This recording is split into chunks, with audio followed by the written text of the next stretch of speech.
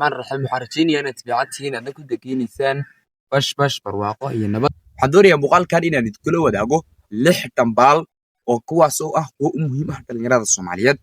Isla markaasna loo baahan yahay qofka maanta dhalinyarada ah ee da'yarka ah ee jiilkan hadda nool inuu fahmo 6 dhambaal inuu fahmo 6 dhawaaqan ku sheegi doono inuu fahmo. Kahor hadaba intii aanan kuu sheegin 6 dhambaal ama 6 qodob ayaan rabo maanta inaan kaga faa'iideeyo. Haddii aanad weli nagu soo biirin nagu soo beer oo channelka subscribe inoo saar. Muuqaalkan inoo like gare isla markaasna u share gare saaxiibadaada kale ee dhalinyarada ah si ay iyaguna uga faa'iidaystaan isla markaasna anaguna aan u helno saaxiibo adiga oo kale ah oo channelkan ku xidhnaada. Dhamaalka koobaad ee la wadaagay dhalinyarada Soomaaliyeed waa kow in casrigan aynu ku noolnahay ama aynu maanta noolnahay inagu aynu jirnaa uu yahay mid markasta markaasi degdeg isku bedelaya.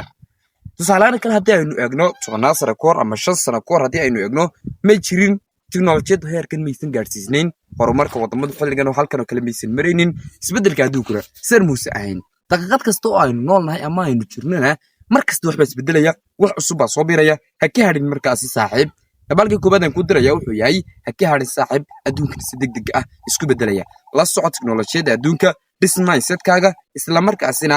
haw mid markasta la jaan qaadaya isbedelka dunida. Dhamaalka labaad ee dhalinyarada Soomaaliyeed la wadaagayo maanta wuxuu yahay in ay dhamaadeen xilligii fadhi ku dirirka iyo maqaaxiyuhu ay dhamaadeen.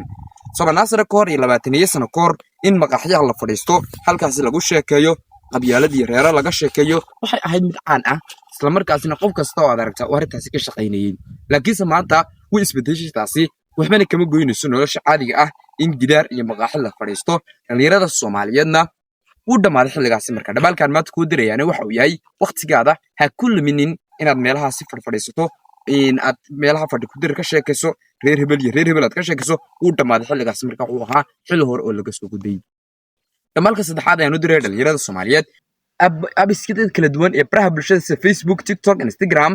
ay yihiin marka koobaad abab loo samaystay in laga ganacsado. Adiga waxaa laga luminayaa energy, tamar, waqti iyo wax kasta oo aad lahayd lacag oo dhaantaad isticmaalaysaa laakiinse iyagu daqiiqad kasta waxay faa'iidayaan malaayiin dollar adiguna halka aad u malaynaysid inaad tahay mid markaasi horumar sameynaya in dadaalaya tahay laakiinse iyaga ayuunbad u faa'iideynaysaa la soco midaas barayaashan kala duwan ee markaasi baraha bulshada ka jira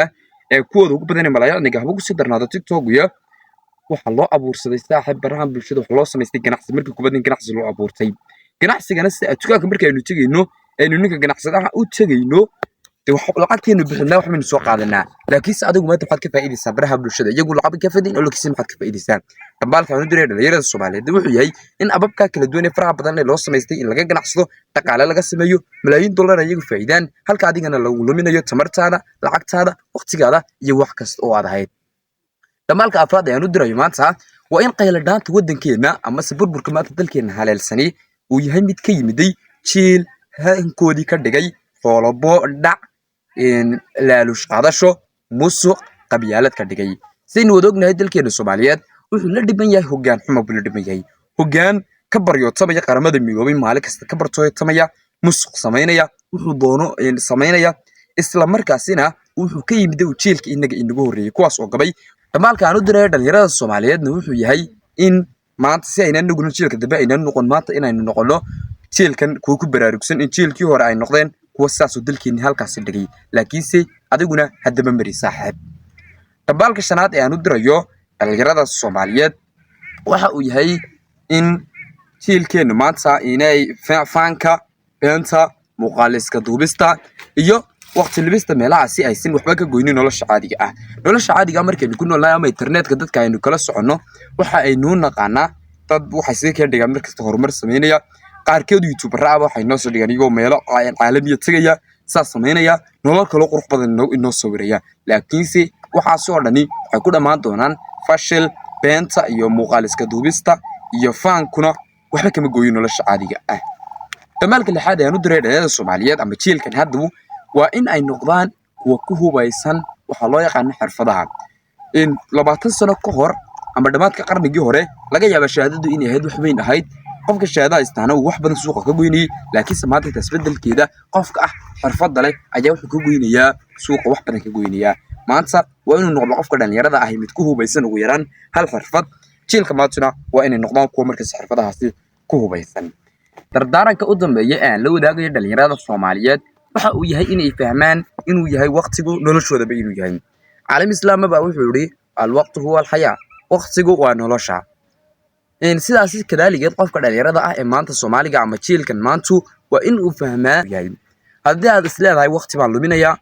aan meel baan iska tigaya waqtigan ku yar luminaya waqtigan ku soo lusgareynay waxa ka dhigan tahay inaad luminaysid leedahay noloshaydiiba waa luminaya berina geeridaadu wax faa'iido yeelanayso maadaama walaal lumisay noloshaadii baa lumisay maanta markaas dardaarankan u diray dhalinyarada Soomaaliyeed ama dambaalkani waxa uu yahay in dhalinyaradu fahmaan muhiimadda waqtiga isla markaasina ay gartaan sida ay uga faa'iideysan lahaayeen insha Allah idam kale waxaan idin rajaynayaa horumar baaxad leh iyo isla markaasna xafilay inaad muuqaalkan wax badan ka faa'iideen haddii aad muuqaalkan wax ku deersanaysid ama dhamaalo kale aan u dirno dhalinyarada Soomaaliyeed nagula wadaag qaybta hoose ee commentiga haddii aad dul nagu soo biirinna nagu soo biir oo muuqaalka like saar una sii share garee dhalinyaro kale oo Soomaaliyeed si ay iyaguna uga faa'iideystaan muuqaalkan iyaguna ay uga faa'iideystaan Silgaad Media jiho cusub iyo jeel cusub